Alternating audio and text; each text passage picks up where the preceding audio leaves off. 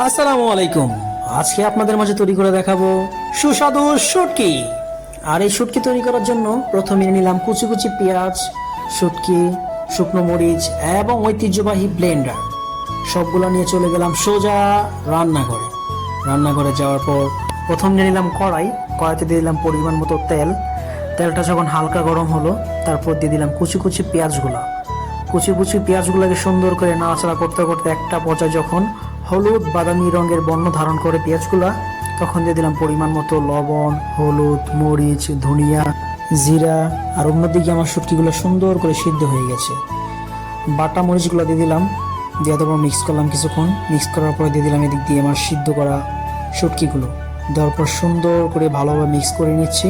Mix করে নেওয়ার পর একটা সময় তৈরি হয়ে গেল আমার সেই সুস্বাদু শুটকি।